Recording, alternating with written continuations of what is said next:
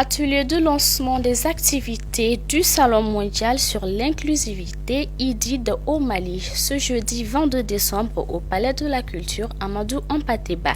Cet atelier est organisé par un consortium d'associations composé notamment de la communauté noire Keltamachek, du complexe IFABLUS et du réseau ALAC. Alima Touré et Ramatou Aïdara.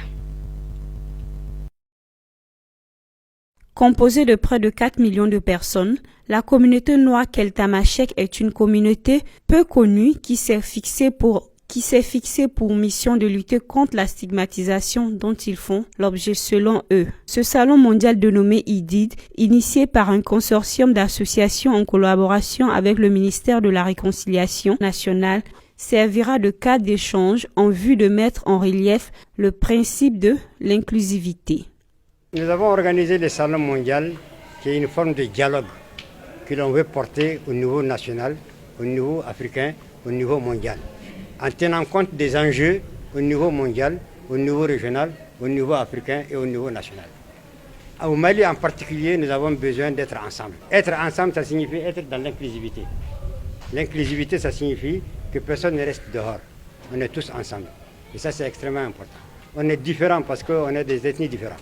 On est différents parce qu'on a des conceptions différentes. On est différents parce qu'on a des approches différentes. Mais en réalité, il y a des choses qui sont dans notre culture, qui peuvent faire notre valeur, qui peuvent faire comme ça ensemble. Donc c'est pour cela que nous avons organisé ceci, pour apporter une grande contribution au processus de réconciliation, de renaissance culturelle et de refondation à l'État du Mali. Selon l'ancienne ministre de la Promotion de la Famille, Mme Alouata Ishata Saï, la géopolitique ainsi que la mondialisation sont des facteurs qui creusent des fossés entre différentes communautés vivant sur un même territoire.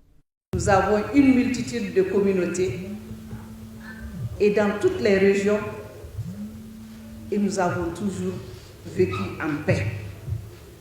Et cette cohésion sociale que nous sommes en train de perdre,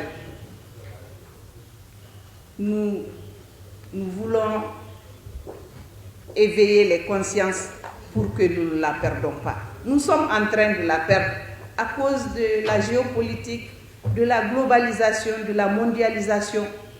Mais malgré cet environnement global, il faudrait que nous restons nous-mêmes.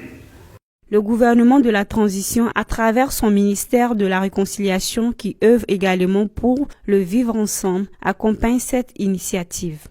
Personnellement, j'encourage cette communauté à œuvrer vraiment pour la promotion de sa culture, de ses valeurs, pour la promotion de l'existence, les droits à l'existence.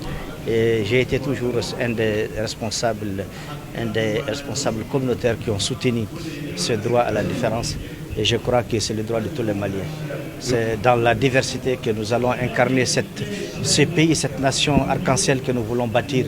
Le Mali Koura doit être un Mali de plusieurs cultures, un Mali divers, un véritable havre de paix avec vraiment une image arc-en-ciel. Au terme du lancement des activités de ce salon, le public a également eu droit à une démonstration de football tamashek.